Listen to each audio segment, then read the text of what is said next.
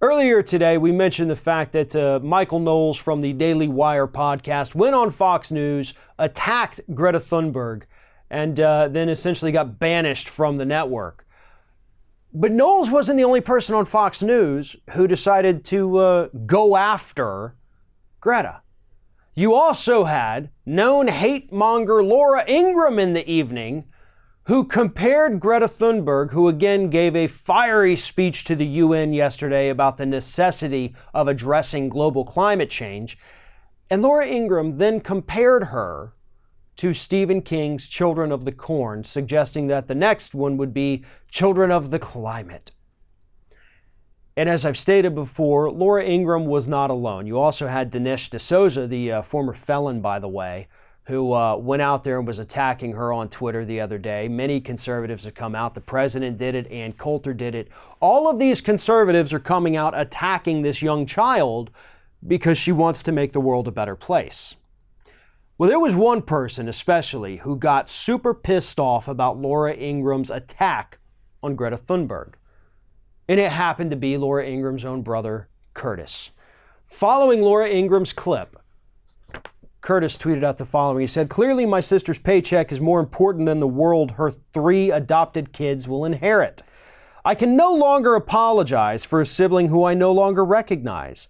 I can and will continue to call out the monstrous behavior and the bully commentary born out of anger." And that's coming from Laura Ingraham's own older brother. And now this is not the first time that Curtis Ingraham has had to come out and basically refer to his sister as a monster. But even beyond what Curtis says here, which is spot on accurate, and it's very sad that he essentially is losing a sister because she sold her soul to Fox News. But the other thing is that selling of that soul, the value of that may have just gone down a bit. Because let's not forget that it was only, not even a year ago, basically, when we had the mass exodus of Laura Ingraham advertisers. Hell, it may have been just a few months ago. But all these advertisers left. And then they slowly started to trickle back in because they thought everybody had stopped paying attention to it.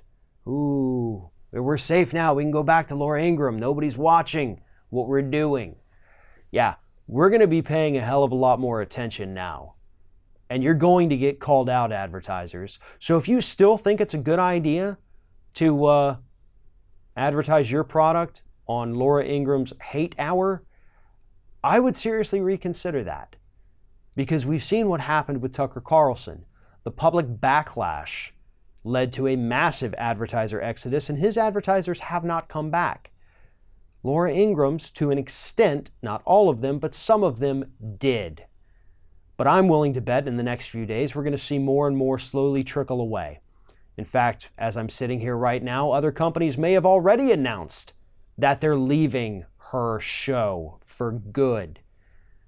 And that's the caveat we have to look out for good. Not just temporarily, not just for 6 months or 1 month. Not just when they think the public's not paying attention to the stupid and hateful things that Laura Ingraham says, but forever. Because if you come back and you decide that, nope, I do want to advertise on this show because I think people forgot about the horrible attack she had on that child, the next time it happens, you're going to get hit even harder. So any corporations out there who may happen to be watching this, I suggest you tread lightly on this issue and you make a stand and stick to it. Because if you don't, it's only going to get worse from there.